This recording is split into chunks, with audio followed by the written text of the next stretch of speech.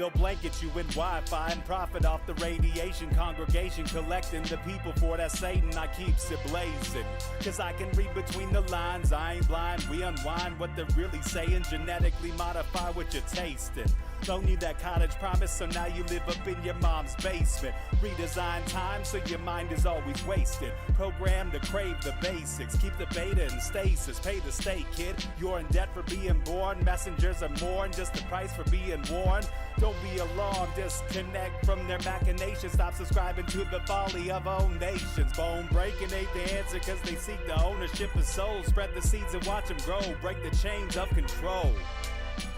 Break the chains of control.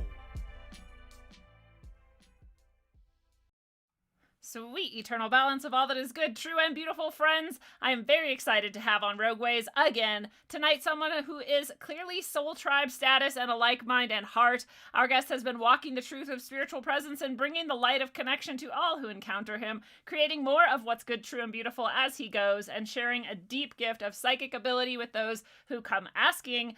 He's an author and a teacher, a healer and a coach, a beautiful soul, and now one of my dear friends, I'm grateful to say. Robert Lindsy Milne, welcome back to Rogueways. How are you tonight?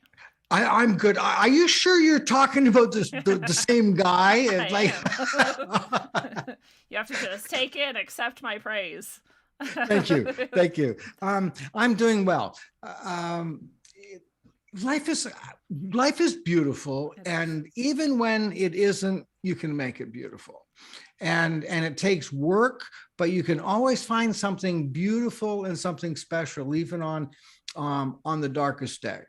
That's absolutely true. I'm going to bring up something in response to that after I say some things to some people out there listening, because I love and thanks and I'm grateful towards every single one of you for listening, sharing, subscribing, liking, and supporting the show in whatever ways you do. It is all for you. It's because of you. And I'm so grateful to be here with you all. So thank you for being here and being you. And in case you don't know, we're doing meditations twice a week, Sundays and Thursdays at 5 p.m. Mountain, although they're recorded. So if you can't make it live, you can catch them after the replay is yours.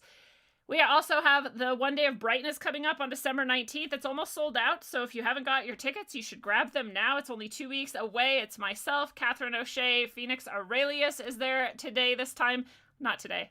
This One Day of Brightness this time around. And Noriana Diesel. So we've got a full cast of beautiful souls who are going to help us learn, practice, meditate, and do all kinds of things all day long. It's a beautiful day. If you have not experienced it before, I highly, highly encourage you to do so. No one is ever sad that they chose to do so. They're always overwhelmed by how much they get out of such a low price. And finally, it is my birthday on Thursday, and so there will be no middle path and no hangout. But I have convinced Cheney from Idiocalypse to come hang out with me on, I don't know why I still say she's from Idiocalypse. She's absolutely not anymore. She's from Project Cheney now.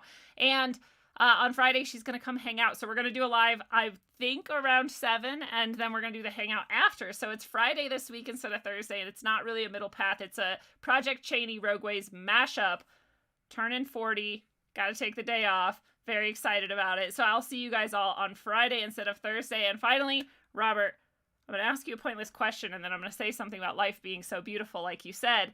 And the pointless question is, do you like puzzles and riddles?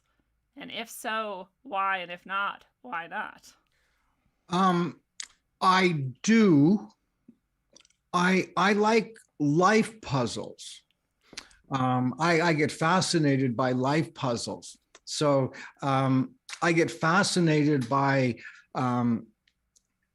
people living their life as a puzzle, and I find watching that fascinating.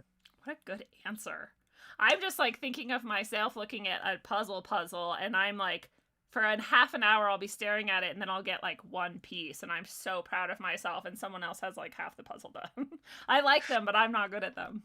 Want to hear one of the best puzzle stories? Yes. So it was the first time I went to South Africa, and I was staying with a friend, and the first night when we went back to his house, he had 2 dogs. One dog's name was Lucy, and the other dog's name was Judy. Lucy was an older dog and had been with Clive for a pretty long time, and she was kind of bitchy and crabby, and but still, still cute at the same time.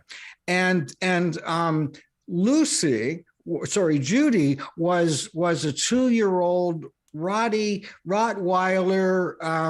Labrador Retriever mix. She was just a sweetheart. And so at dinner time, first dinner, Clive says, watch this, man. So he puts their food on a plate, put both plates on the floor. Judy just hoovers her food. You know, blah, blah, blah.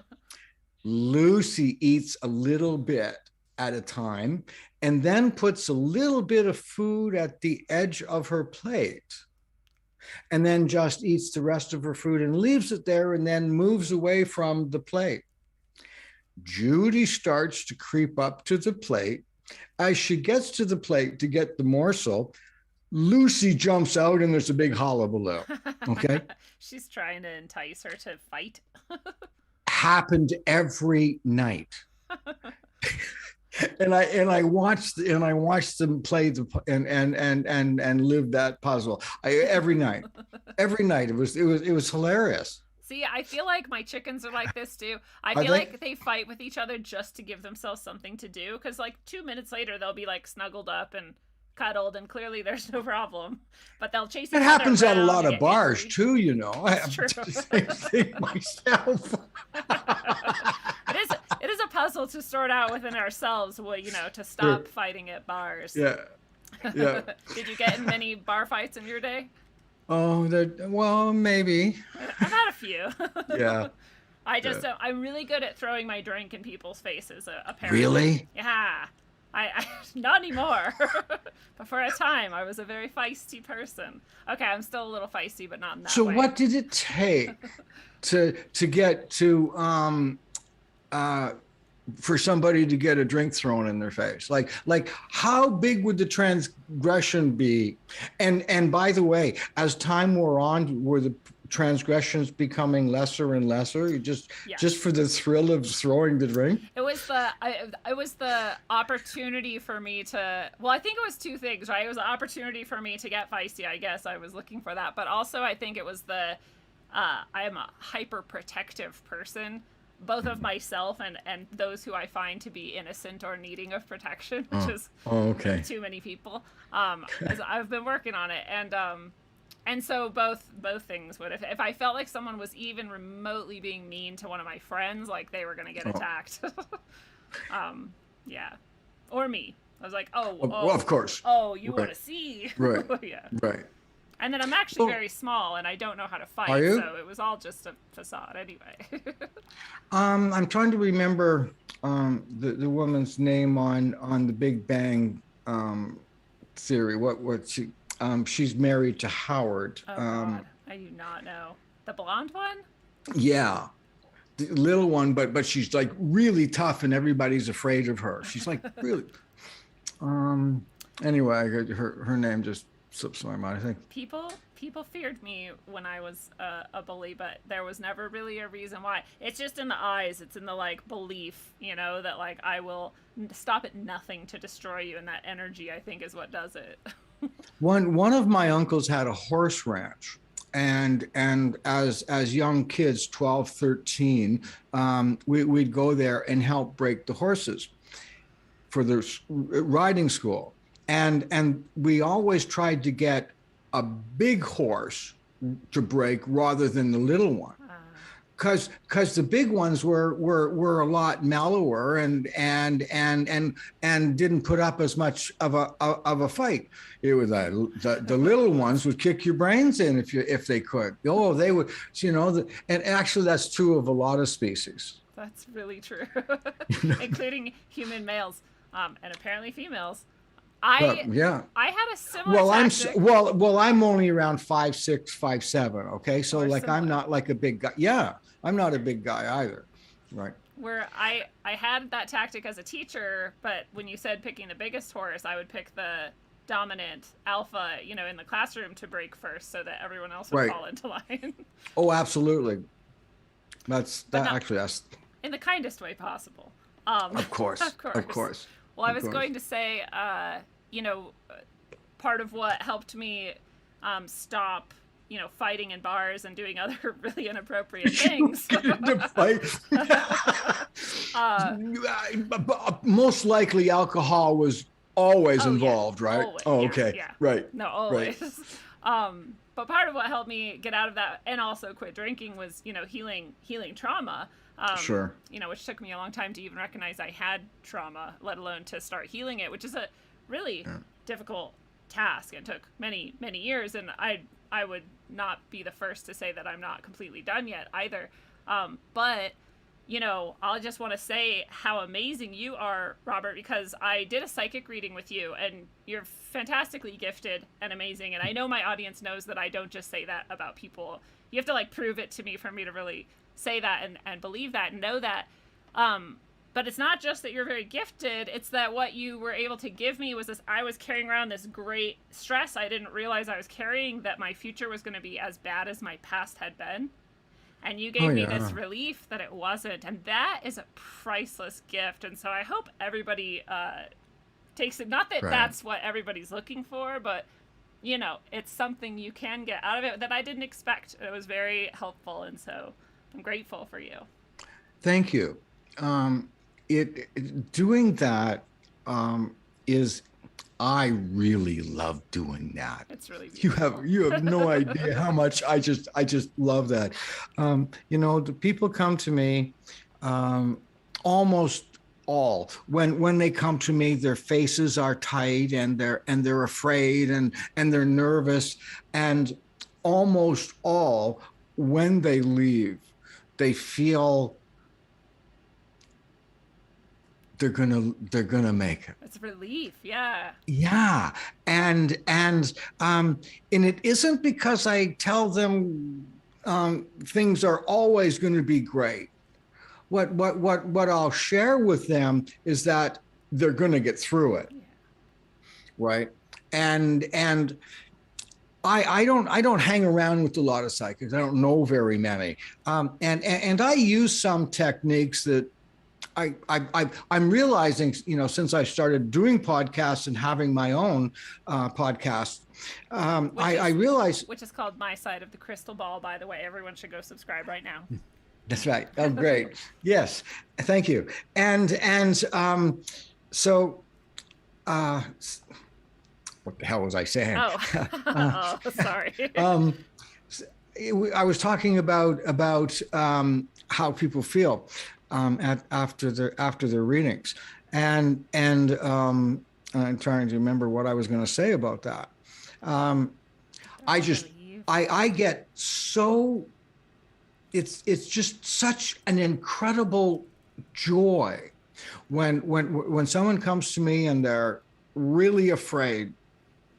And, I know what it was. I was talking about some of the techniques that I use that I never thought about what other psychics would do, but I've realized not very many people or anyone does it the way I do.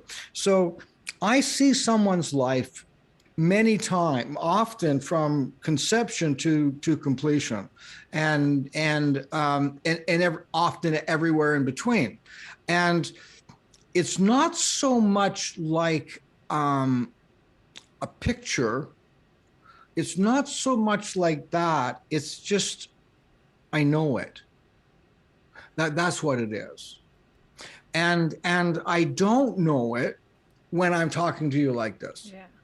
Okay, I don't know it. But and when I think about when I'm talking to you like this, and I think about, holy shit, how do you do that? Yeah. Because it really, it's the better part of me when I'm doing readings, and I can be going through the worst time in the world, and I have, but when I get focused, all of a sudden everything gets bright and beautiful and glorious, and I rise above whatever was going on with me at that time, and then do the session with that person, and to see them leave feeling wonderful is really a beautiful feeling. I often get choked up. I think you were concerned when we did ours because I was crying the whole time, and you're like, "Are you going to be okay?" I'm like, "Oh yeah, this is relief. Like this is great. This is perfect. It's going to be even better." Yeah. I have a similar experience, and I found that too in my own work, that if I'm having a really shitty or crappy time and I do the reading or the healing or whatever it is anyway, it lifts me out of that too. And what a gift for us that we get to experience that. And when you said this is, the best part of you doing this, I relate to that too. And I always think if I could treat 100% of humans like I do my students and my clients, things would be a lot better. I mean, I normally do pretty good, but every once in a while I definitely don't. But if I could see them in that same way that I see the people who I work with or the students who I taught, man. But I just don't. My brain is still integrating those things. I'm like, these are adults. They should know better. Not that my clients aren't adults. It's just weird. It's interesting how you can see people from this very heightened space, I guess. It's really pure space. So, you want to talk about that? Yeah. Okay. Yeah. So, okay, great. So when you get into that other space, from what I'm hearing you say, you're judging that person in a harsh way. Oh, by the way, judgment, being judgmental is if I form an opinion, I've made a judgment, and I have judged you. I think you're great, but I judged you. So when you've been judged, it doesn't mean it's negative. True. It's just that the person has an opinion. And I think that's really important when people are throwing around judgment and pointing fingers, right? Chill out. Like the humans just judge. It doesn't have to be negative. Well, we have to have an opinion. Yeah, you have to. Right? Yeah. Absolutely. So when we're in the negative side, you're really good at that. Well, what do you mean, like dealing with people's negative issues? When I you personally. My own negative issues? When you become just a little leaning towards judgment, like on the negative, maybe on a scale, right? Maybe a little bit on the negative side, just past the line. When I'm gonna throw my darkness at people, you mean? Yeah. Am I good at that? I am really good at that. I can eviscerate. Isn't that a rush? Honestly, isn't that a truth? Yeah, it's a rush, isn't it? It is a weird power trip. But it's also really what's under that is like I always say it's like this scared wet kitten in a corner. Yeah, it's like it's like that's what it is. Yeah. It's not actually that I ever want to. It came from this place of pure defense. Do you still do that? Really rarely, and mostly when. Really so I was driving, this is last year or something. This is my last time that I remember being like this, at least. And I was driving and, I was trying to get into a lane and I stuck my nose in. We're all trying to merge together and I wasn't being inappropriate. Stuck my nose in and this girl screams at me what the fuck do you think you're doing, bitch? And I was like, oh, what, ho? Get out, let's do this. And I was like, whoa, whoa. Calm down. So... It was a bit defensive, I guess. So I was like, man, I wish I wasn't like that still, but I apparently can be. Well, I can be too. I don't like doing that. No. Okay, I don't like it. There's an energy to it. And there is adrenaline and your brain's not working. Something else is working, but it isn't your brain. No. And there is a rush. And I've in my lifetime stepped over the line way too many times. Yeah. No, really and truly. And and I can say, oh, it's because I was beaten as a child. Well, yeah, it was because of that, but it continued because I didn't have the strength the balls to take responsibility. Yes. Okay. And around about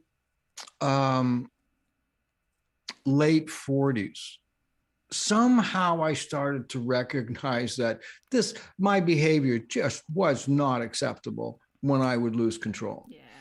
And so what I decided I would do, and I make vows to myself, I made a vow that if I ever lose it and blow my stack and be harsh and mean with somebody, I always go back and make it right and apologize. Yeah. And when I do that, and I do, when I become a jerk, when I do that, it's hard. And I tell the person, I am very sorry. Whatever we were arguing about does not justify my behavior, and I am truly sorry. Yeah. And I hate doing that. Yeah. I really do. But what it does, though, is because I hate it so much, it helps me keep cool and stay calm. Yeah. Right. And it makes that little kitten be like, oh, yeah, this is okay. I was just not scratch. And yeah. And then what I've done throughout my life is I've paid attention to the way my body feels when I'm starting to lose it. And there's a feeling that I get in my body, and particularly around my jaw and my face here. I know if I say one more fucking word, boom, right? And I know that, so I don't. And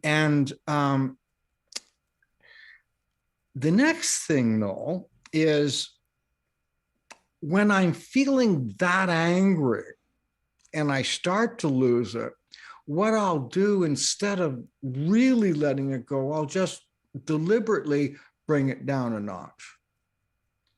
Just bring it down a notch.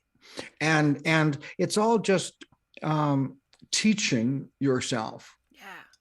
Right. It's the hardest part is catching it in the moment like that. And I've become so much better. And that's what's teaching me so much, because every time I get to practice not reacting and not being not screaming or whatever it is, that now is this new pattern in my brain. Like, oh, we can go this way actually instead. Whereas I had the whole lifetime of only going the other way. So you're like really reforming that, this is my new pattern. This is my new tendency.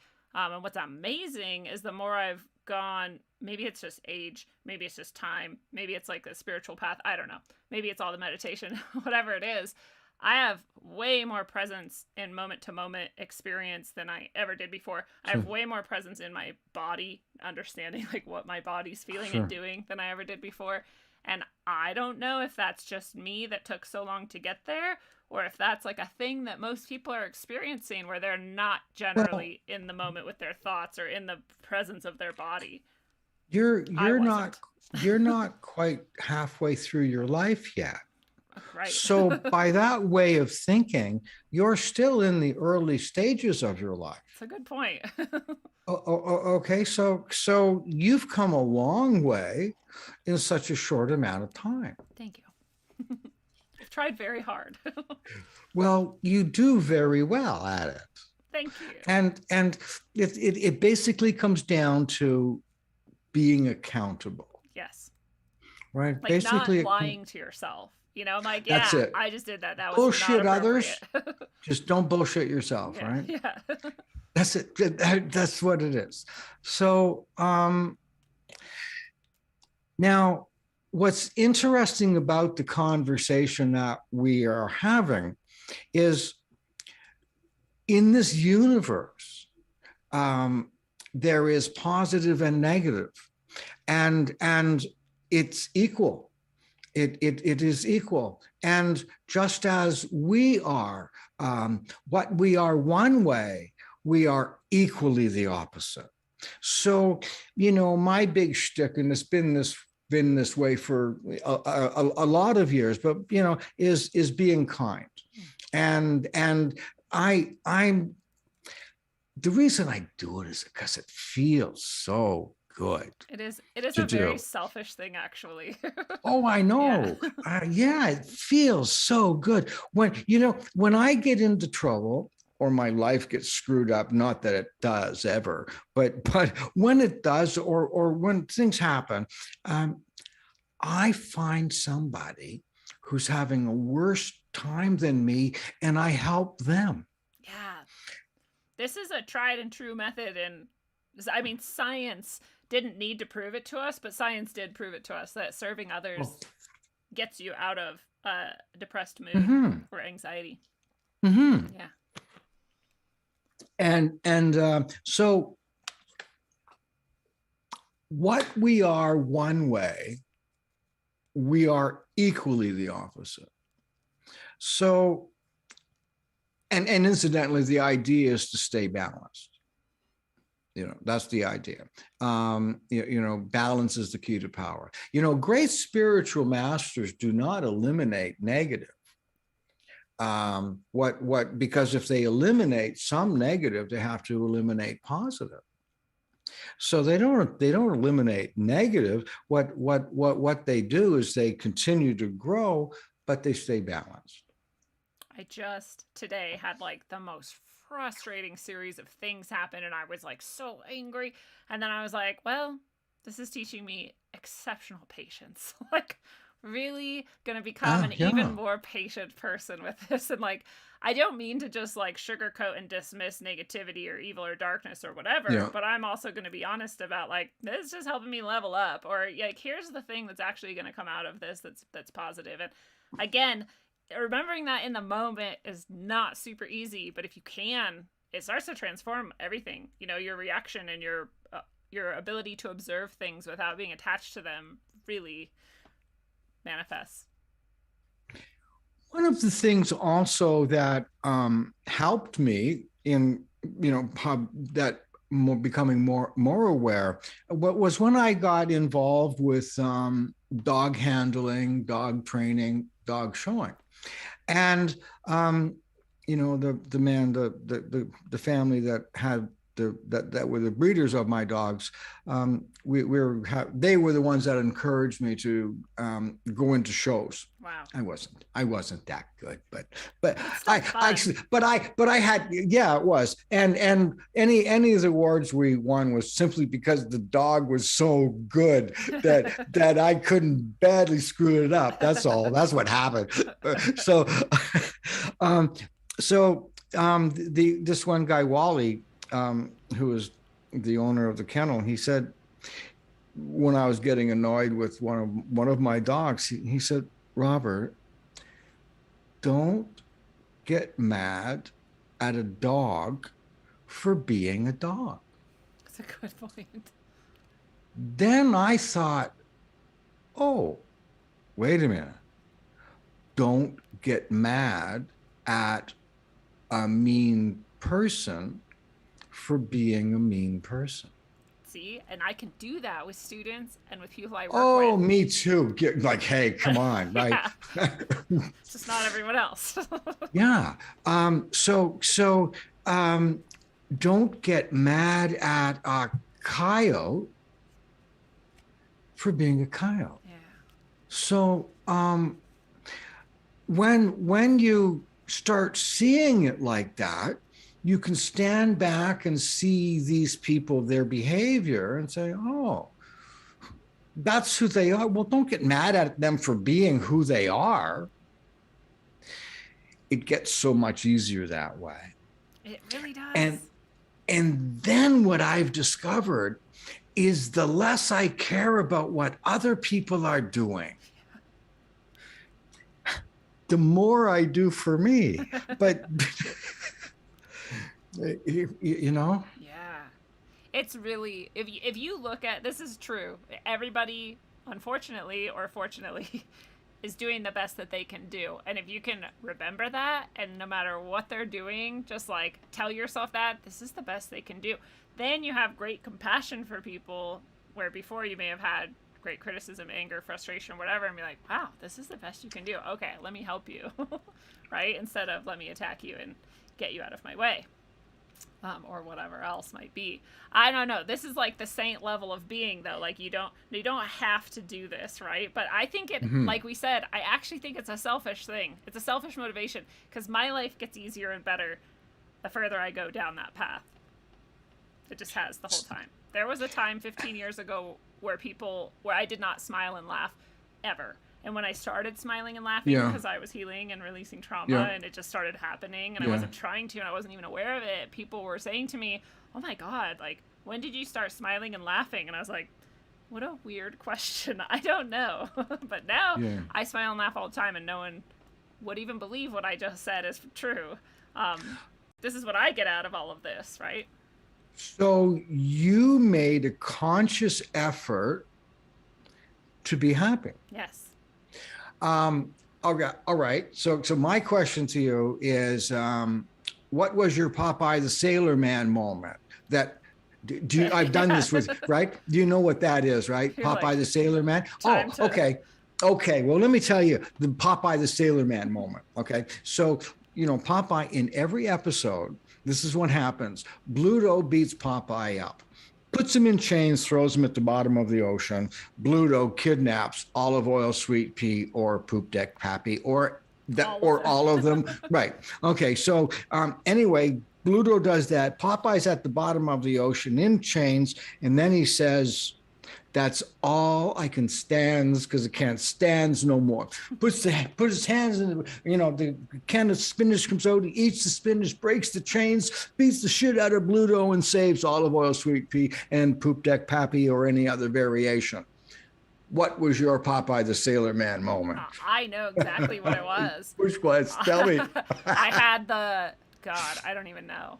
The however many times it had been, it was another boyfriend who was just a piece of shit, and then treated me like shit, and then like left, and I was just like were they like sugar coated turds? No, not even that, just Okay, pure pieces of shit. No, they were okay. They had their moments of goodness. Right. They had their redeeming qualities.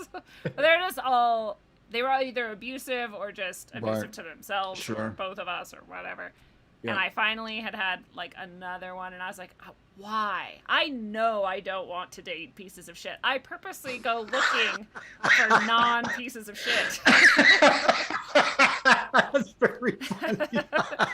But here I am again, this is try what? Like, it's been many, many tries, and I'm still doing this. So I was like, I must need therapy.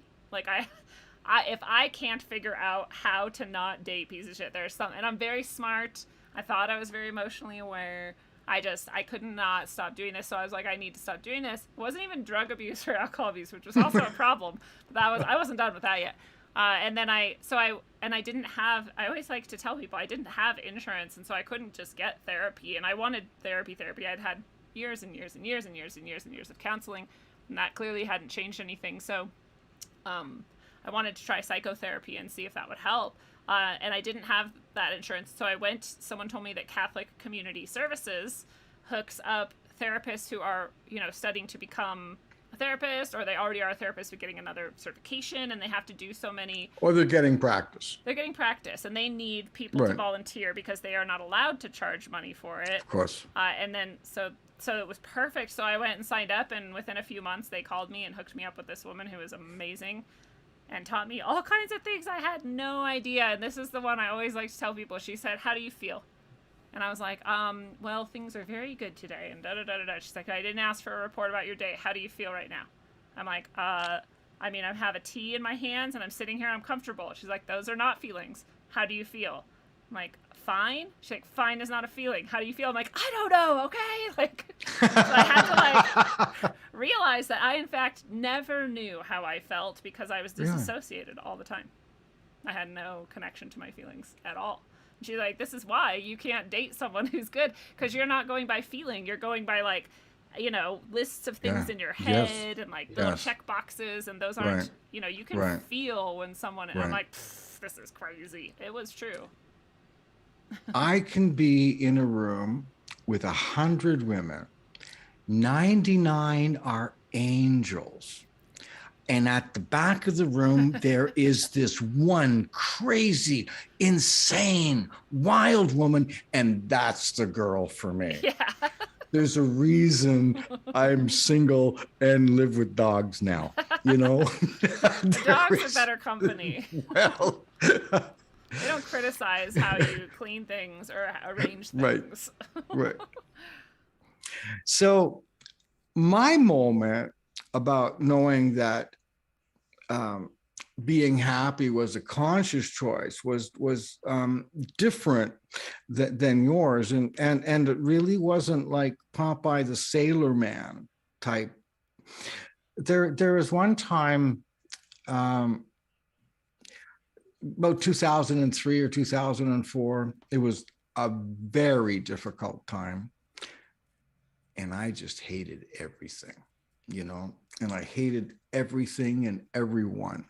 And I just went through this period where I was alone. And the only people I dealt with were people I did readings for. But other than that, I didn't talk to anybody. I wasn't around anybody. This went on for a while. And I hated everybody and everything. And there was one time I was standing in line in the grocery store, and I was third in line to the cashier.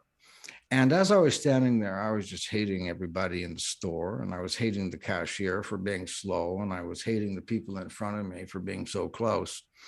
But I was just standing there looking grumpy. I wasn't yelling it or anything, just inside. You're just exuding it. Right. Oh yeah. And I looked up and I saw a guy walking towards the line that I was in, and he had some things in his hands, a loaf of bread and bottle of, or a carton of milk or whatever, and I knew exactly what he was doing, and I hated him because I knew. And what he was doing is he was probably with his wife or his girlfriend or somebody, and he was putting that in the cart, and that's okay, but I just hated him anyway, and I hated his wife for being there too.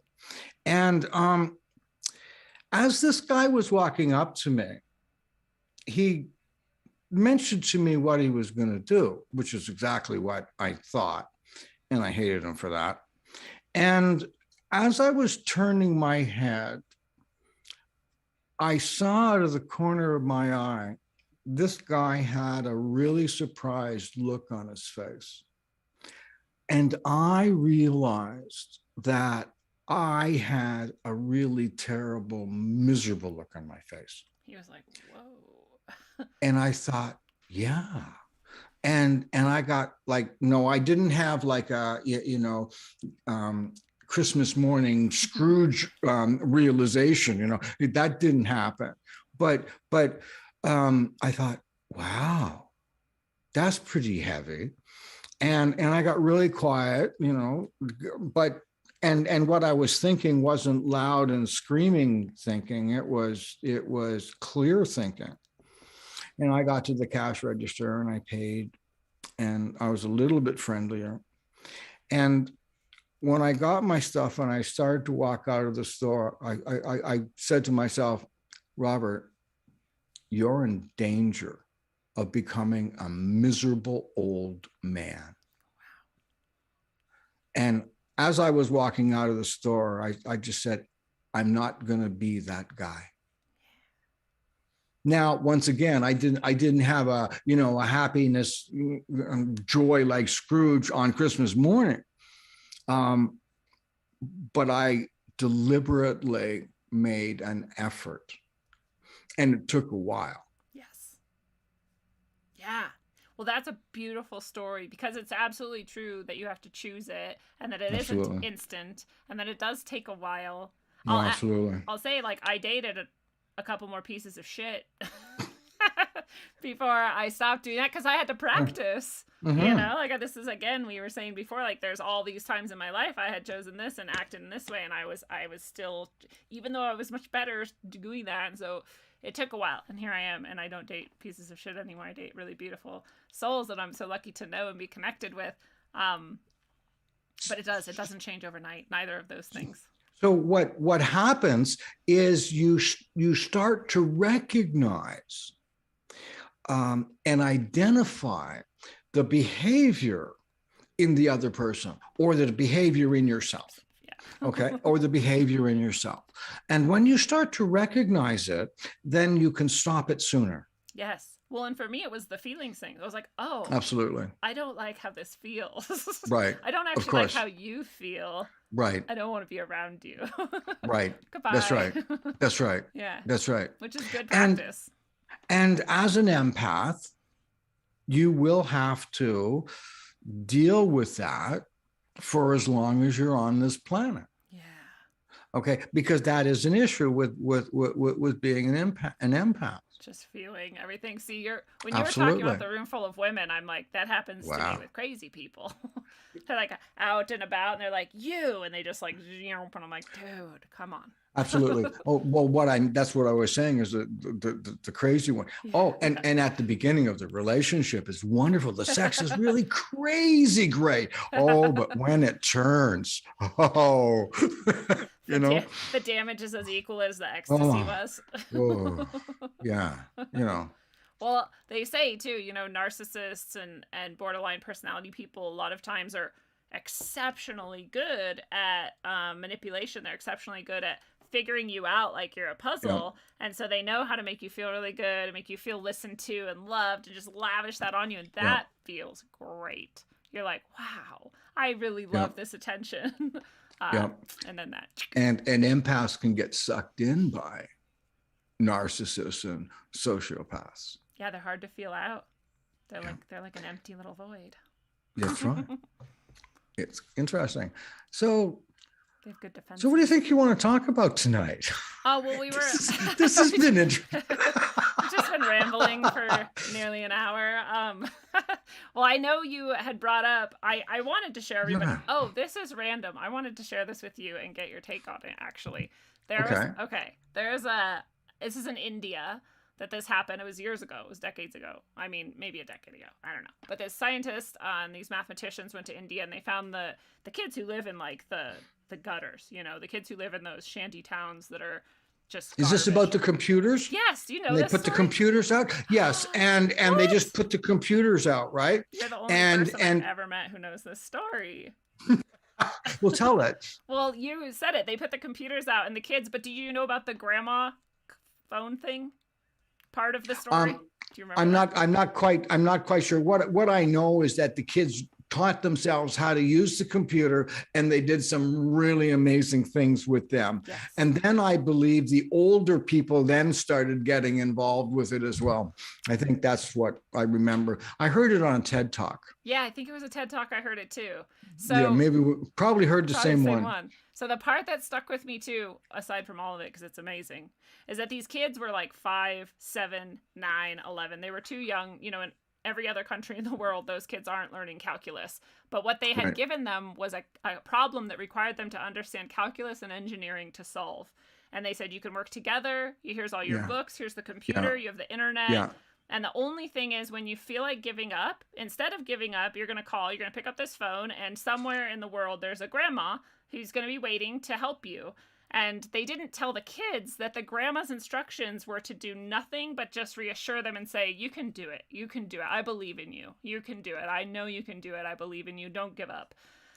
And so that is all they ever did. And that's actually what got them to keep going and to learn calculus and engineering without a teacher and solve the problem. That gives me goosebumps. Right? Oh, yeah. I mean, they're capable of that. All they need is reassurance. It goes back to what you said, like, just be kind to people. Yeah. Just be kind. No. And it's such a beautiful thing to do and feel. I like to do kind things for people I don't like. That's a great practice. And I should do that. it's a different kind of feeling doing that. Yeah. Tell us It's about um why, when, why. Do they notice? Do they care? well, I don't do it for them. True. That's the whole point. Yeah, I don't do it for them. I do it for me. Now I have to put this challenge in my life. This is my new jihad What to do something nice for someone you don't like? for people I don't like in general. Well, yeah. Here's another one. Believing that we humans we're all attached, and we all are worthy of being treated with dignity, Absolutely. no matter what they've done, to be treated with dignity. It's easy for me to treat people with dignity and kindness if I see them as having been the underdog or underserved. Absolutely, sure. Or going through hard times. It's so hard for me to do that for people who I perceive as having been given a lot or having a lot of Right. opportunities. Sure. Right? I've had to really get over my issues with rich people, basically. Because I'm like, you have everything. Why are you complaining? Why are you unhappy? Like, this doesn't I make can sense. tell you why. Do it. Tell me. Oh, okay. So the reason for that, rich people, that you see, they have equal types of issues. They're just not material. They're just not. Yeah. So if you look at Maslow's pyramid of needs, and when I do a reading. Let me just give you a clue here. When I did your reading, I talked about the physical, I talked about the mental, I talked about the spiritual, I talked about the emotional. Yeah. Okay, so we humans have needs on 4 levels: physical, emotional, mental, and spiritual. Now, our unconscious mind does not differentiate between one need or the other. The unconscious mind interprets when we're not getting our needs met as we're dying. Now, our physical needs take precedence over the other ones because we die faster than if we have, when we have no oxygen, than if we're not being hugged enough. Okay. Yeah. So the physical needs take precedence because we die faster. But when the physical needs are taken care of, as in we're not dying, then if we have an emotional need that's not being fulfilled, the unconscious mind then focuses on, oh, fuck, I'm dying. And what we do is try to fulfill that need the same way we would fulfill a physical need. Okay, because we're not realizing that it's an emotional need. So we try to fill it in a physical way. All right. Now, when we are not getting our needs met, we are needy. Now, somebody who is needy is not getting their needs met, and their unconscious mind is telling them, you're fucking dying. So they're not most of the time. But when they get upset, whether it be on a physical, emotional, mental, or spiritual level, it's all their needs. They become needy. And by the way, you can be highly evolved spiritually and then get your spirit, have your spiritual needs no longer be fulfilled. You'll have a similar panic. So I don't know what triggered me into this, but because I was that's talking about what rich people. Right. Yeah. Okay, good. So what happens with rich people is they put themselves in a position, or they find themselves in a position where every material need they have is fulfilled. And then what happens is they have to start dealing with the higher ones. Now, we hear in our society when we have a problem with the television or the computer or, something, right? Oh, that's a first world problem. Hey, fuck you, buddy. It's not a first world problem. It's somebody who's not having their needs met. Yeah. Right. However, a third world problem is different than a first world problem. Yeah. But they're still both needs. Yeah. They're still both needs. And like the third world problem, what they think about is like, remember when the pandemic first hit and everybody was going after, hoarding toilet paper. You know what my comment was?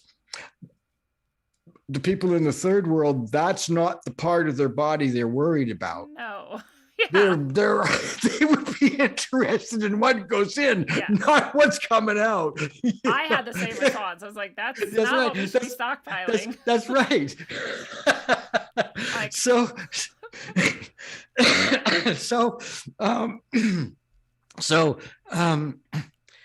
they focus on having enough food.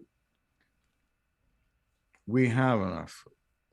So we don't have to worry about having enough food. So we don't have that need. Now we have another need that's on an emotional level or a mental level or a spiritual level. And we're filling it with toilet paper. Yeah. That's right. So those needs, well, what we do, because we're not aware or conscious of what needs aren't being fulfilled, or even realizing that we have an emotional need or a mental need or a spiritual need, right? And most people don't understand. Often in my, the counseling I do with people, I say the difference between a want and a need. I want a new car. I need to breathe. Yeah. Well, there's the difference, right? So when you realize the difference, when your needs not getting fulfilled, you're dying. Yeah, that's what happens. Like you said, and when you're all in your subconscious, so it's not rational. That's right. That's like when somebody gets dumped in a relationship, they think they're going to die. They can't see beyond that moment, and that's because their emotional needs, went from fulfilled to zero. And so all that happens is when you don't get your needs fulfilled, you behave in a needy-like way. It's not a position. And by the way, the only time a need is a weakness is when it's not being fulfilled. It's true. Yeah. Right. So the only time the need to breathe is a weakness is when there's no air, right? Right. The only time the need to eat is a weakness is when there's no food. So a need is only a weakness when it's not being fulfilled. Yeah, that's a very helpful way to understand why rich people have problems too. And really it comes from my own. Oh, they get really screwed up. Yeah, really screwed up. Oh, like big time. Oh, big time. I had and it really comes from my own needs as a child not being met, my own material scarcity and poverty and, those issues more than anything else that I even think about why rich people have anything going on. But I've asked the universe to help me because I know that it's inappropriate and I'd like to balance it. And so I've received plenty of opportunities to work very closely with very wealthy people. And I was teaching in Bahrain, and I was teaching princes and princesses of the royal family, extended. And so the wealthiest people I've ever encountered in my life, for sure. And those children, and I've also taught in extreme poverty. I've taught in schools with 90 to 100% poverty rates. And we always focus on those kids. We're like the needy kids, the underserved kids, the underserved kids. Nobody's thinking actually about the emotional needs of the richest kids. And the richest kids are exactly as screwed up as the poorest kids. Oh, absolutely. Exactly. And that blew my mind. I was like, whoa. Yeah. Because their That's parents also abandoned them. Absolutely. They give them nothing. Absolutely. That's right. And so our society is set up, well, you've got absolutely everything you could imagine except for love. Yeah. You need that. That's right. Okay. So that's why now that's part of the curse of being rich. Yeah. You know? Right. Yeah. Which I never, and now I have this compassion for rich people. I'm like, man, you actually need a lot. Like, absolutely. Let me help you. Yeah. Right. So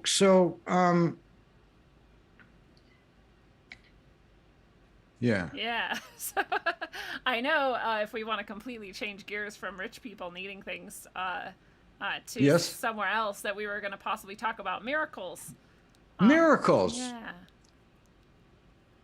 Do you think maybe taking a rich person and showing them how to fulfill that need could be a miracle? Yes. Well, see, this is the thing. They treated me like I was a miracle in their life. I'm like, I'm just like the normal. Right. Right. So a miracle is only a miracle until you know how to do it. And right. And then when you know how to do it, it's not a miracle. Yeah. Okay. So we think of miracles. The big one, right? Walk on water. Okay. So that's not, you don't learn that in the beginner's course. So you do the walk on water one, that's the gold medal round. And when you do it, you get you get put on the pedestal, put the gold medal around, play the national anthem, wherever, heaven or whatever, right? That's the gold medal round. And the guy that first walked on water didn't start there. That's true. Okay, you don't start there. So when you believe you can do something, you can do it. And for example, if you absolutely believe you can fly, you can fly. I believe that. Okay. If you believe you can walk through walls, but you believe it, you can do it. If you want to believe it, you'll break your nose trying to walk through walls, right? Like that. Yes. Okay. I knew a guy. I knew a guy back in the 1970s. He really, and it turned out he wanted to believe that he could levitate and jump off a bridge and levitate. Unfortunately, he didn't believe. He only wanted to believe. Yes, I have this experience. I tell people this. I've told this one before, but I have a light that has to be turned on the wall and then pulled, right? Right. To turn on. Right. Well, I walked into the room. I knew for sure I would turn on the light when I pulled the string. And so when I pulled the string, the light turned on. And I was sitting there looking at whatever. And then I realized I didn't turn on the wall light. And when I thought that, the light turned off. And I was like, dude, it literally only happened, both things, because of what I believed. If I would have just continued believing it could stay on, it would just stay on. Right. That was pretty intense. But I can't choose to do it again because I don't have that same level of faith in it that I did in those moments. Okay. So when you want to see, miracles basically are manipulating energy. That's what happens when you do a miracle. You're simply manipulating the energy. So manipulating the energy, you start off slowly. Believing no matter where you're going, you're always going to find a parking space. Yeah, I've done that one too. Okay. Now, when you score 90% at Christmas time when you're in the mall and you get a parking spot, and you get more percentage as you get closer to the main door, right? So if you believe it, you'll get it. Okay, so And if you do it regularly, then you say, hey, wait a sec, this has got something to do with me doing this, not miracle, getting a parking space. Yeah. But other people say, hey, that's a mini miracle. Good point. Well, that's pretty good. Okay, so you start off like that. Now, I've always been interested in that manipulation of energy. And in my days, when I was a kid, I lived at this flea bag hotel. And after I stopped working at the tea room, I lived there, and I worked at this hotel as a night desk clerk 4 nights a week in exchange for room and board. And the bar was downstairs. And if there were any fights in the bar, there was a rule. Any males that worked that was in the building that worked at the hotel, you had to go downstairs and help them out. Okay. And there were a lot of fights. So I had this fantasy about walking in this barroom brawl, raising my hands and commanding everybody to stop and be peaceful. Right. I had this fantasy. So I never did it at Larry's, that's for sure. That was the name of the hotel, Larry's Hideaway. I never did that at Larry's. But I got in the midst of a lot of people having fights. So over my lifetime, I started observing people as they were expressing energy, happy energy, angry energy. And I would start paying attention to how people behave as they're starting a confrontation.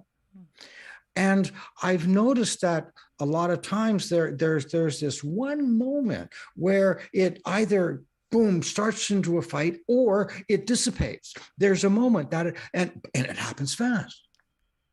And you can feel that energy rising.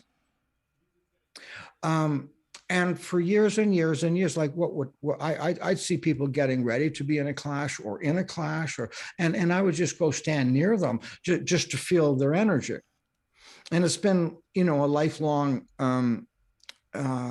interest. And as time wore on, instead of just observing, I would interfere, and what I would do is cause the energy to dissipate. And then just walk away, right? Get the hell out of the way. So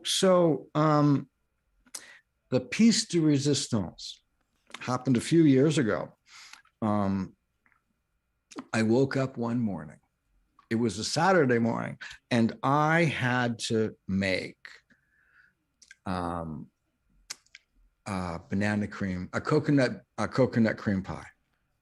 Just had to do it. And I had to have a coconut, none of us in the can shit, right? Or in the dried out and bag shit, right? It had to be a coconut, absolutely, a real one. And now this is a little bit lengthy, but what people, I want you to understand, it's all about timing. It's all about energy. Okay, that's the thing. And it's all about being aware things could happen by following energy. But the thing is that this story is about timing. So I decided I'm going to get this coconut, and I get up, get dressed, and I go to one grocery store, no coconuts. And I go to about 7 or 8 grocery stores, no coconuts. And now this has been going on for about an hour and a half. And I'm getting a bit frustrated. And then I go, oh, wait, there is a chain of Asian grocery stores right near where I was. And I thought, oh, they're going to have coconuts. So I drive there. And as I get there, I get out of my car and start. This is a strip mall. So it's not an indoor one. So it's a strip mall. And there were the group of young men, maybe 15 years old, 18, maybe 20, I don't know, something like that. And there were a lot of them. could be more than 10, 12, 15 of them. And they were in a group and they were chanting and they were revving themselves up. And I'm thinking, what the fuck are these kids doing? You know, that was my thinking. What the fuck are they doing here? Right. So instead of what the fuck are they doing? It was more a smile, right? Curious, like, what the fuck are these kids doing? And I kind of walk around the group and I see this Labrador retriever, this dog, tied up against a bicycle rack. And what obviously had happened is the owner went grocery shopping, tied his dog up at the bicycle rack. These kids are directing that energy at that dog. What? See, this would be my protective. Like I would go Well, off. just yeah, I know. Okay, yeah, that would have got you killed. Yeah. And that dog was really afraid. And I stood back and I watched for a moment. And I cleared my head and I walked right smack dab in the middle of the group. And I just stood there. I just stood there and I was relaxed. I had no feelings, judgment, positive, negative. I just stood there. And after a while, felt like a year. After a while, I made eye contact with the leader. And he said to me, "Is that your dog?" And I said, "No, but he's a friend of mine." And he kind of shook his head a bit. And all of a sudden, the energy just went just like that, like a balloon. And then I walked out of the group and went over to the dog. Dog was happy to see me. Yeah. And when I turned back to look, the crowd, the group of guys they were starting to just walk away. Now, someone would say that's a miracle. And I say, no, it's not. It's understanding how to use the energy. Yeah, it was calculated. Yeah. But I also didn't think either. I just walked in and followed the energy, which brought me out to something else. Over the years, I always thought that if I ever had a power, like I said at the hotel, where I'd raise my hand and command everybody to stop or they get zapped, for absolute certainty, if I had that ability, I would have zapped a lot of people. Yeah. I'm serious, like really, like a lot. So what I learned in that final experience, well, it's not the final, when I learned in that experience is that if I would have had those feelings, I couldn't have done it. Yeah. If I would have had angry feelings, they would have been on me like, or so any feelings. If I had an opinion, I would have been chopped liver. Yeah. I really relate to that. And I call that miracle, and that not the miracle, but like that method that you're describing of almost neutrality and just presence with that energy. It's not almost. Yeah. I call it surrender. And I call it a superpower because I don't think very many people can reach that place in that state. Well, the attachment that we have and the judgment we have is so strong and powerful in most people that to release all of that and truly just be in that channel is really rare. I've really worked hard at that. Yeah. Okay. No, all the things that we're talking about, I just didn't get born with this stuff, right? Right. I worked my ass off. Yes. Now,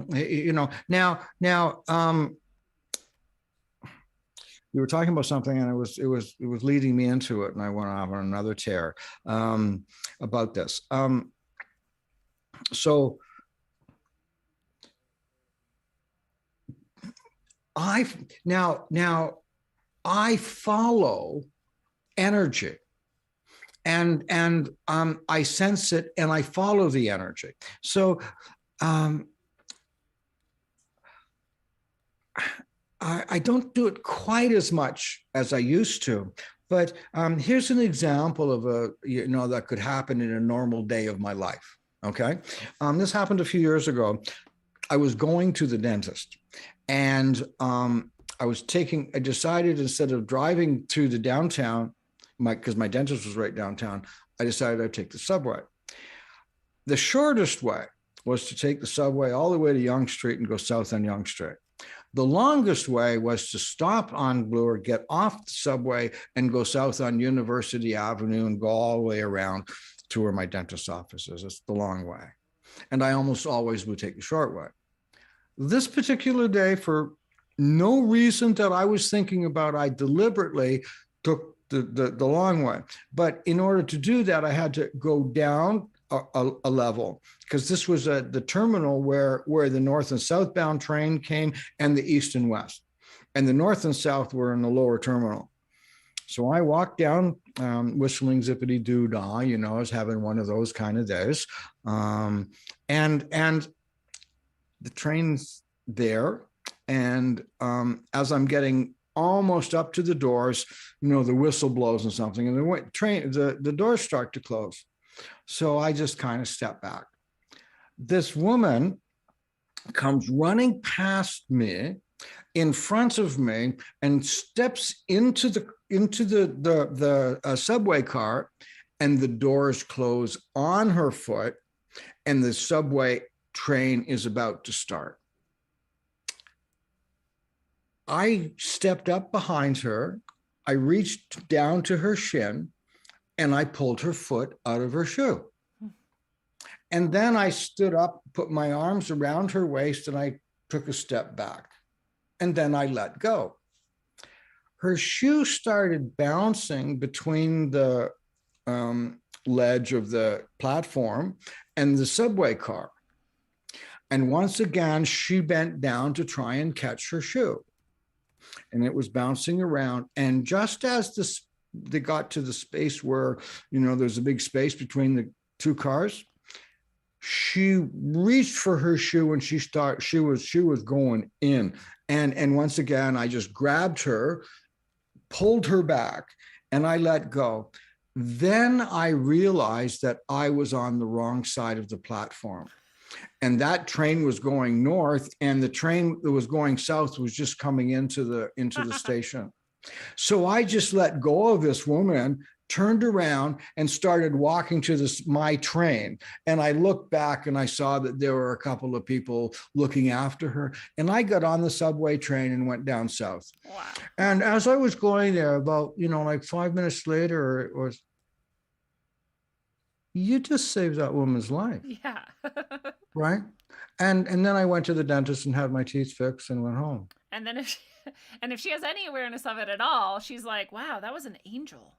And you were. Who was that? Yeah, well, all right. You know, have you ever seen, you know, the movie City of Angels, where the angels go to the hospitals and stuff, and they watch over people, and then if they want to, they can come back to real life and to mortal life. Oh, okay. Anyway. It sounds familiar, but I don't remember. Okay. Well, anyway, it was a really cool movie. These angels.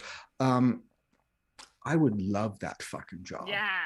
That's like I mean, I would love that job. You know, I just love to be there when, you know, someone's going through something, and you know, just get them through. Oh, I just love that. I do that, you know. You do that. You are an angel. Well, no.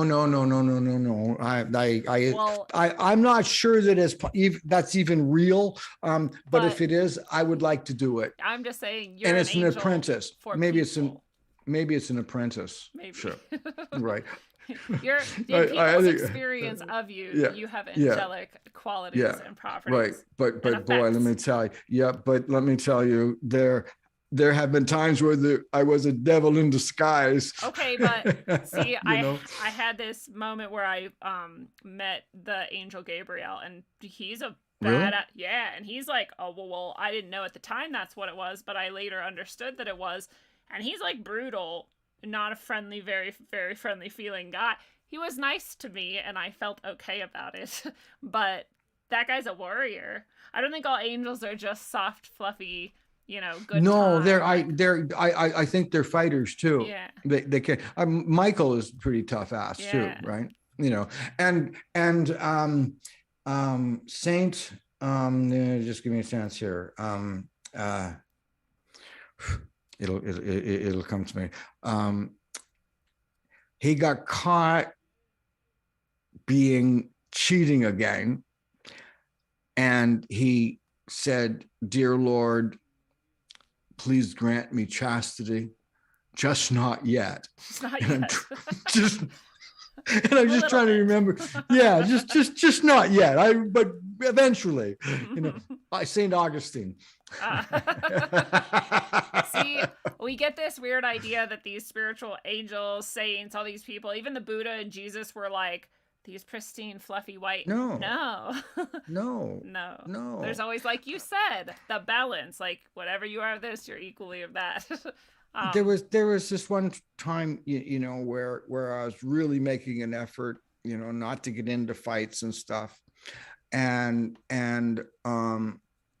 I did, and I remember feeling awful about it, and an older friend of mine said, "Robert, everyone can be violent," and he said, "Even Jesus Christ was violent when he was sufficiently provoked." Yeah, he whipped bankers.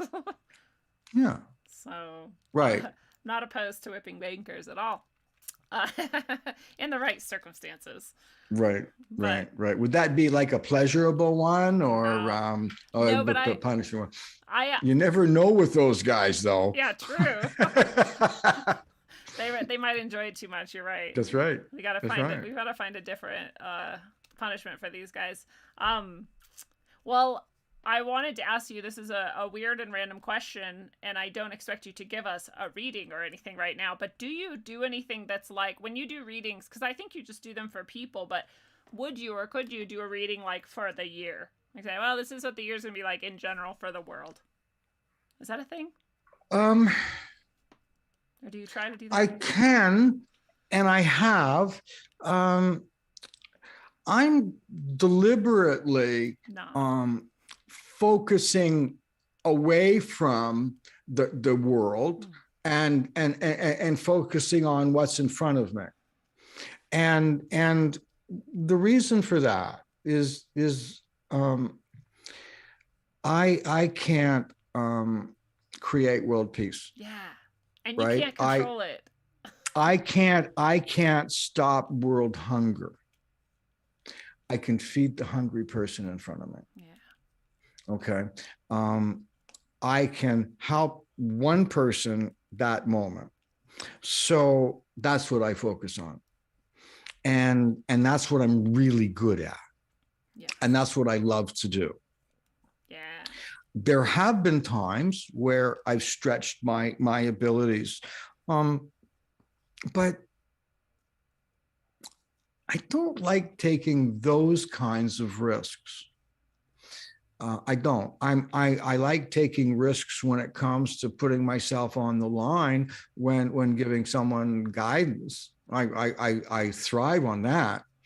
I just, so much so that I would never do a reading if it wasn't recorded. Right. So that's how strict I am at that's a risk. That's a big risk. Yeah. Every reading I do gets recorded, and if they don't want it, then I won't do a reading. So that's a risk. I like that risk. I don't like predicting what some government will or won't do, or what politician will or won't do, or what mountain's going to collapse, or what famine's going to occur, or I don't want to do that shit. But I sure like helping people. Yeah. No, I get into helping people so much now that sometimes I don't even get paid. I just do it. I know. See, I started there and it wasn't good for me because I actually needed money, and so now I'm like, okay, no, I'm like the guilt giver, but someday I would love to be back to the place where I have so much abundance and it's not coming from guilt, and I'm just giving because it's just available, it's just there, That's my goal. I have a suggestion. Okay. instead of waiting till you have like millions of dollars, instead of spending your dollar bills, instead of spending your coins, when you buy something at the store, and let's say it's $3.25, and you give them a $5, right? And then you get your $1.25 back. But instead of getting the $1 bill back, ask for it in quarters. And then don't spend them. And when you have all that change, take it home and put it somewhere. And one thing you could do is you could find a table, put a purple cloth, rectangle, purple cloth on the table. A fountain could work as well, and a small crystal dish. And when you get home, go over to your money altar and put your coins in the dish and say, thank you for the money I'm about to receive. When the small coin dish gets full, take the money out and donate it to charity. I basically do that, but I don't have the money altar part. I just take a portion of what I make through service. So make the altar so you make sure that the flows come back to you. Now, I also do though is like I like to. Now remember, I was a street kid. I never begged. I would never do that. I just but just because that was me doesn't mean other people shouldn't. I had other ways to survive. So what I do is give them, like, I put the money in plastic bags, little baggies, and it's between 20 and 40 bucks. And I have a bunch of them with me when I go out looking for people, you know, and I talk to them, and I play in a fun, respectful way. You know, like one time I was walking by this guy and he's sitting in front of the pizza store and there's a coffee cup in front of him. And as I was walking by, I just kind of, you know, did one of those looking at the coffee cup. And then I stopped and took a couple of steps backwards and I looked back in the coffee cup. And then I looked at the guy and I said, excuse me, sir, is that your cup? He said, yeah, I know it's my cup. And I said, well, what do you use it for? And he said, well, put money in it. And I looked in, I said, you're not doing very good today. And he said, no, I'm not. I'm having a bad day. And I just reached in my pocket and I gave him a bag of 20 bucks. And what he got was the day off. And as I was walking away from him, and I turned back, I was giggling, I was laughing my ass off as I was walking down the street, right? And I turned and looked at him, and he looked at me, and he was just delighted. There was another time where I hung out when I was homeless, like as a teenager. I was like 14. There was this corner that had a hot dog stand. And the owners of that hot dog stand, the family still owns it. And every time I go downtown, I always go and get a hot dog there. And I've taken my kids there and friends there. And so there was one time I was at that, I was giving out money and I was at the hot dog stand. And I, you know, ordered my hot dog and I was leaning up against the wall. And I looked down the street and I saw the dirtiest kid I've ever seen. When I say kid, could have been 21, something like that. The dirtiest kid I've ever seen. It was just awful. He was so dirty. Anyway, he gets up to me, and I was hoping he would ignore me or get past. Like I was doing everything to not even look at him. Anyway, he comes up to me and he says, you know, excuse me, sir, do you have $1? Could you have a spare? And I said, what's it for? And he said, do you want me to tell you? And I said, yes, I do. And he said, are you sure? And I said, well, if you don't tell me, I'm not going to give you the $1. So he said, okay, I want to buy drugs. And I said, for $1? Yeah. For $1? Who's your dealer, amazing. right? Yeah. Who's your dealer, kid? Right? Introduce us. Come on. Yeah. So he said, well, it's a start. And I said, oh, okay. It's a start.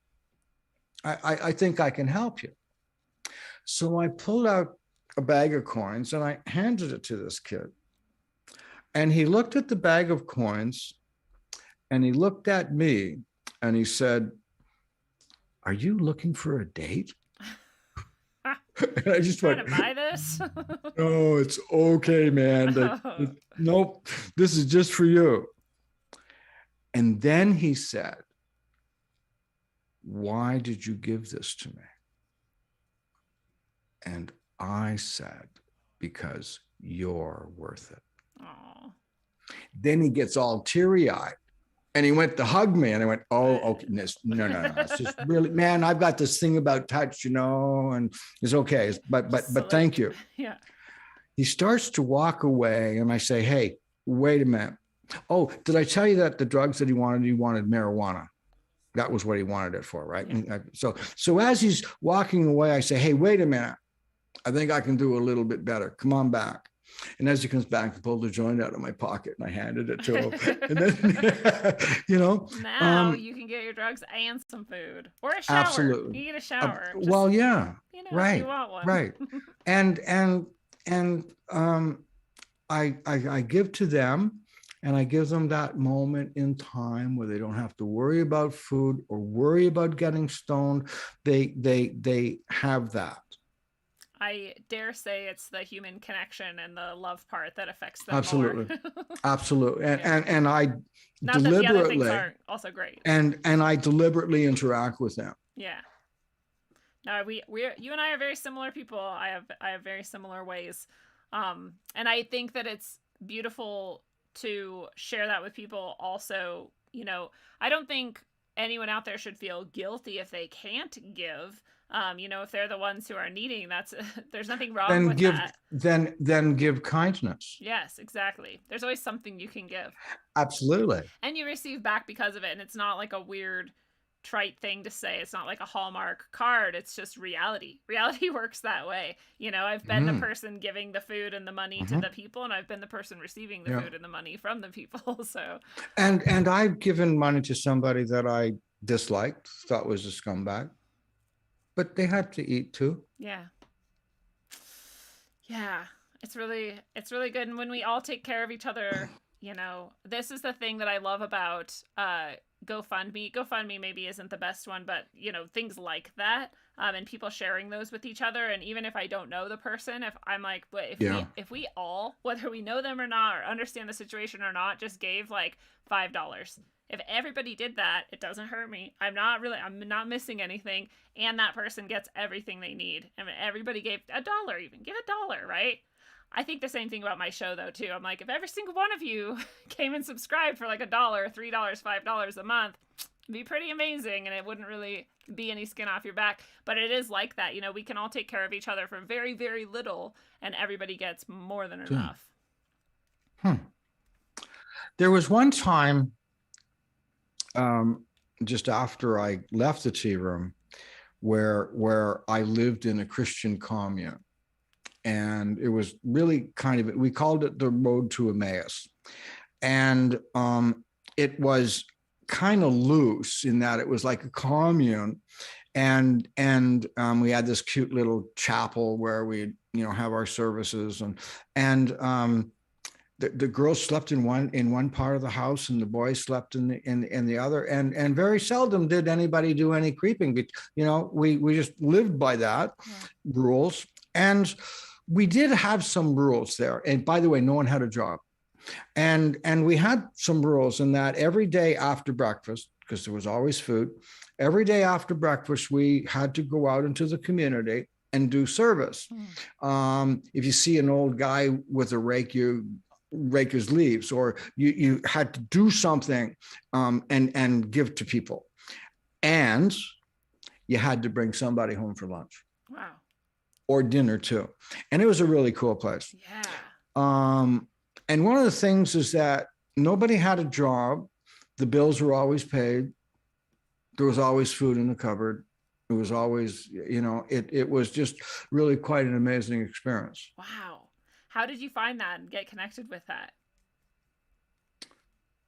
I think I was walking down the street, and this very busty, really, really sexy looking hippie, witnessed to me and wanted to save my soul. Wow. And I let her do that to get back to the contest. How that one happened. Like, sure, I'll go. Yeah. Yeah, that's how that happened. Yeah. Yeah, except that wasn't what she was interested in. Hey, it may actually. But that's how that happened. That's so cool. My life works like that too. I'm like, oh, sure. Oh, okay. But it's good for your soul. That's really. That's right. Yeah, I've tried to do situations like that, similar to that, I should say, before, but I don't find the groups that actually function. I find groups of people who are all really trying to be manipulative and get more out of it than they're giving, and like it falls apart. So I'm like, well, no, I'm not doing this. Bye. What happened, and we had rules, we followed them, but they were loose. Yeah. So instead of having like a formal church or religious service, we would sing hymns, or we would read the Bible and stuff like that together. And this was a beautiful the chapel was a beautiful room. We had chairs in it, and we had a big old Bible and pictures on the wall. It was great. We didn't have to go to the services. We just did. Yeah. So anyway, all of a sudden, Brother Andy Blair came along. Hallelujah, brothers and sisters, I have come to save your soul. Oh, no. And he joined the group, and he brought his people with him, and they took over. And they felt that we were bowing down to graven images, so they took the cross out of the chapel. They took the Bible out. They took the pictures off the wall. We had to go to service every morning, every afternoon, and every evening. Nobody went. We stopped bringing people home, and within about a month, the place closed. Control. Yeah. And it was the extreme hallelujah type. Mm-hmm. Those people. And then it died. Kills it. Yeah. Yep. He killed it. True. You had true anarchy before that, and then you had fake anarchy after with that person who showed up. When someone has to be the leader and assume leadership, and it now becomes this like struggle, right. And there's a role that's being played instead of just people coming together and decide. You can have leadership, but when it becomes that like I am the leader, you do it. I see. Like that ruins everything. Right. And he believed he was the 13th prophet, or 13th not prophet, the 13th disciple. Well, this is the other thing. Whenever people are like, I am special, look at me, look what I can do. I'm like, oh, run. I'm like, dude, Robert Lindsay is special, and he is not going to walk around telling you all about it or proclaiming it or pretending like he's better than you. That's what true specialness is to me. If you have to tell me or try to convince me, no thanks. You don't have it. I get nervous when people call me those nice names. You're special. That's why I like to do it. That's why I like that intro.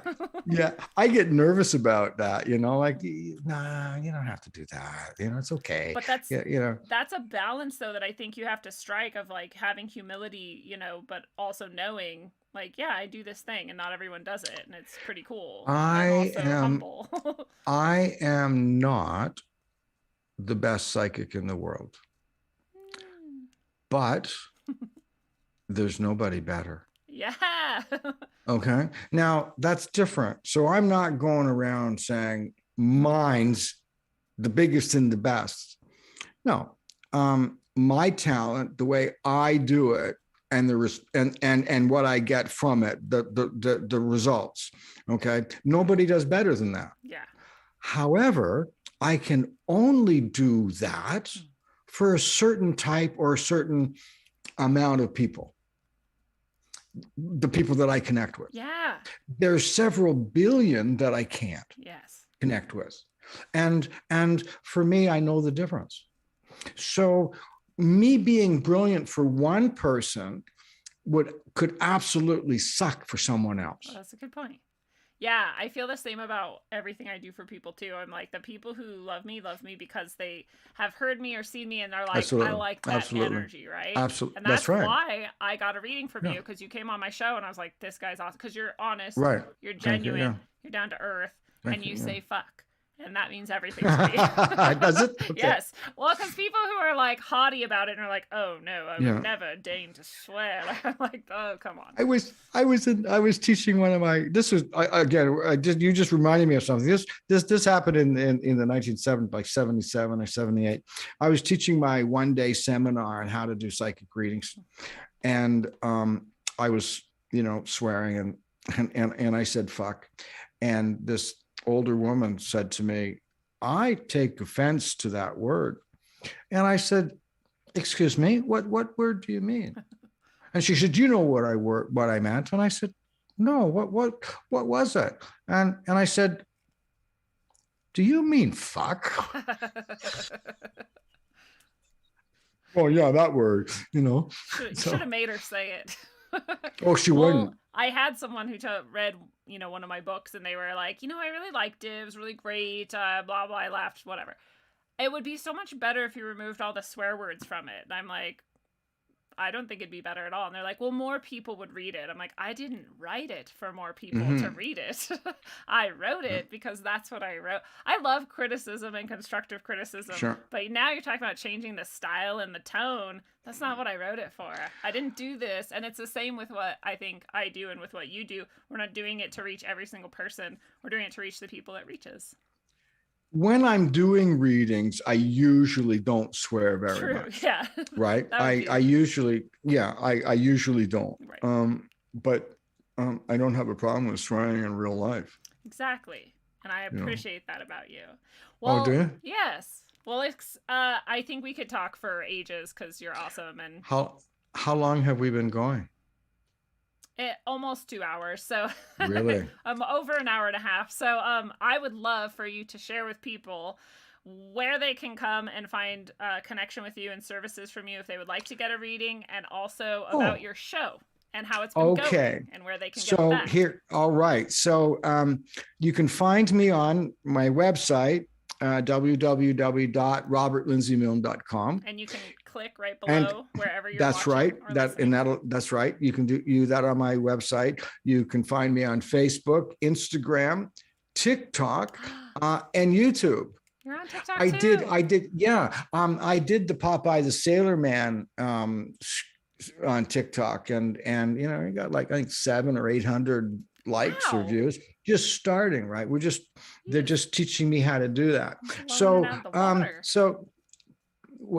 I don't know. I didn't anyway. Awesome. Yeah. So anyway, on TikTok and Instagram and Facebook and the other side. Oh, YouTube, and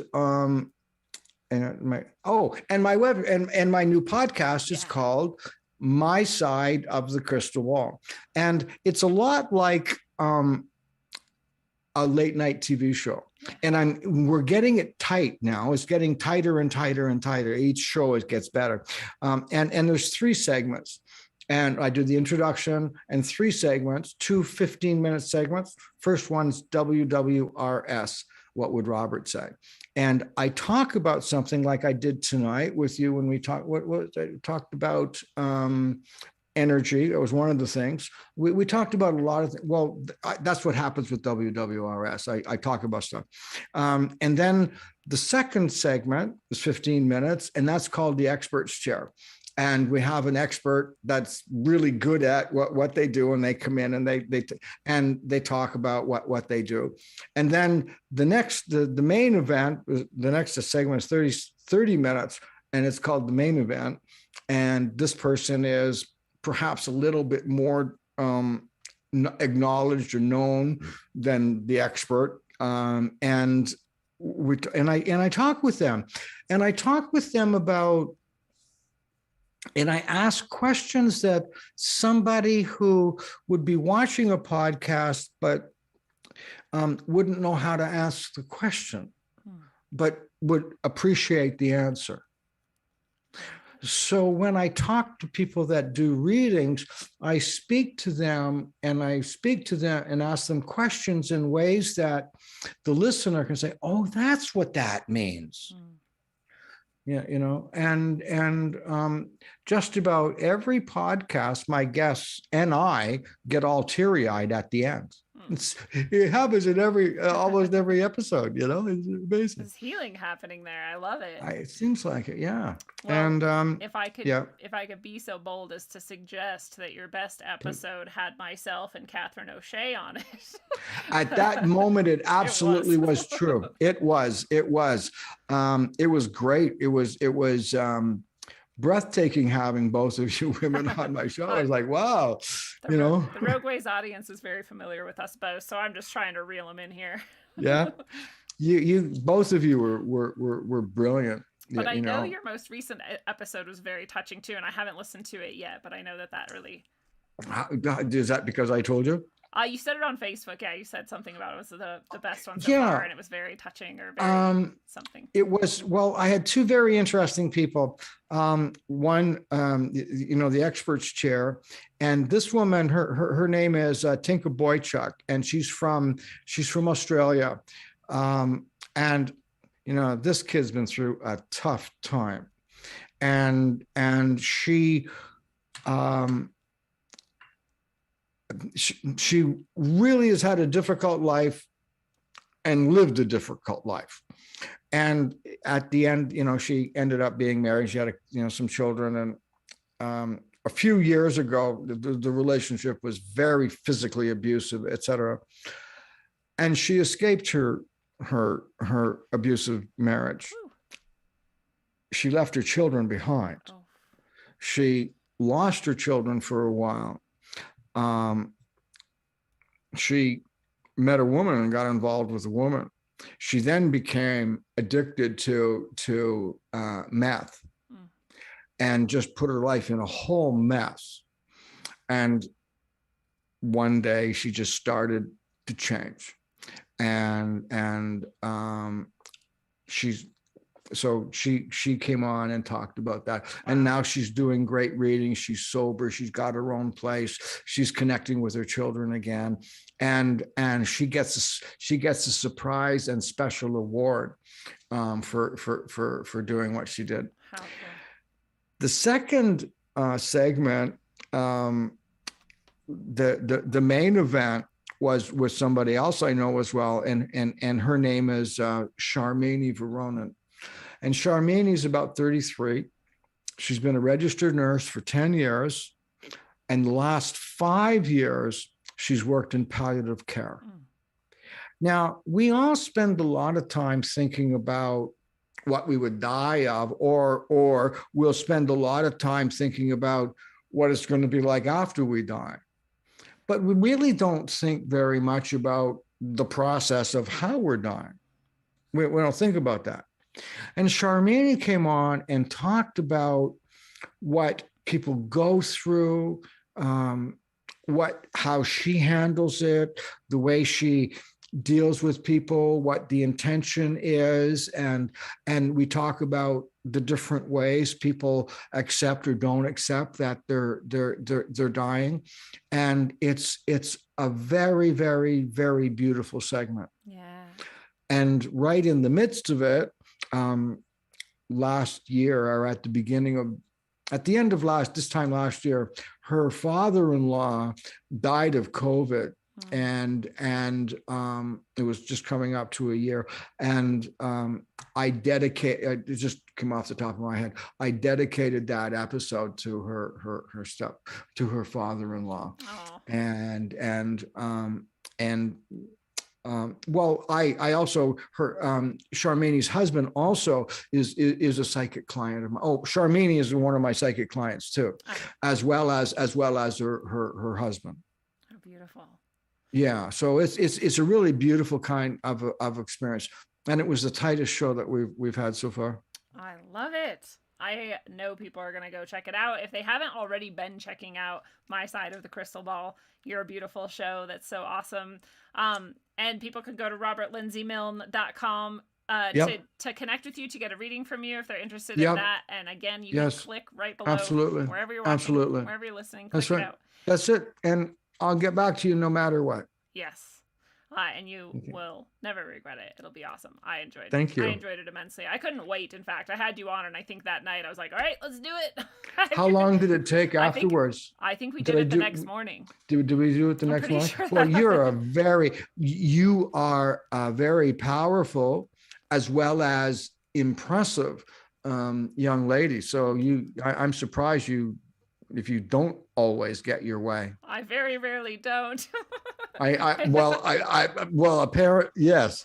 Thank you. I think the word is chutzpah. Yeah. I think that would be the word. I've just always been like, why wouldn't I do and get exactly what I want? Like, that's what life's for, right? Yes. Not at the expense of anyone, just, You don't have to justify your Thank you. assertiveness. Thank you. I will. I am that's like somebody who's in a race apologizing for giving their best and winning. It's a really good point. I know. This has been something I've also been transforming for a while now, is not apologizing for just being me. I was like, oh, I'm so sorry. Like, no, I'm not. Deal with it. Good. In a good way. Yeah, of course. Yeah. Well, it's always so delightful. I love spending time with you, and I'm so grateful. Me too. I'm so grateful I get to be your friend. So thank you for being here. And what final thoughts or messages would you like to leave people with? Okay. Here are my words. Your words of wisdom. Do good, stay safe, and above all, just be kind. I love it. So simple, so true. And fellow travelers of the path, it is a beautiful thing. And this has been your analog, electric, concentric dose of wisdom according to the dreamer and psychic, Robert Lindsay Milne. Robert, thank you so much for being here again tonight. Thank you. We'll do it again, I'm sure. And trusting in ourselves is perhaps one of the biggest challenges we face. It is so easy after a lifetime of being pruned and prodded, coddled and made weak, and being invited to believe we are disconnected from source and empty, worthless, and without purpose, to truly believe that we are those things. And to rekindle the truth that we are source-connected, internally knowing, and powerful badasses is the work of saints. You are a saint. You know the truth, you are connected to source, and you have never been anything but ultimately powerful. It is time to remember and to trust. And until you do, travel well, aim for balance, and always look inside first.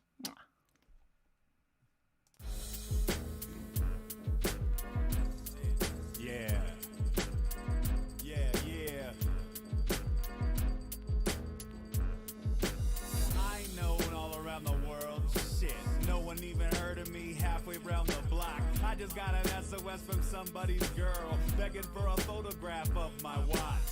Most don't know what time it is. I don't know whose mind this is. Snowing in my sinuses, the league is gonna find the kid, administer punishment. Underwater drumming squids, fuckers wanna pummel and toss them in the rubble bin. What a dumpster fire. Motherfucking wide, tried to fuse it in. If your thoughts are living, grow tired. Couldn't have been a mouthpiece in your mental housing. Sent to finish bounties on everyone who's doubting. Well, there you have it, folks. There's the first round. Contestants know what they won. This insanity.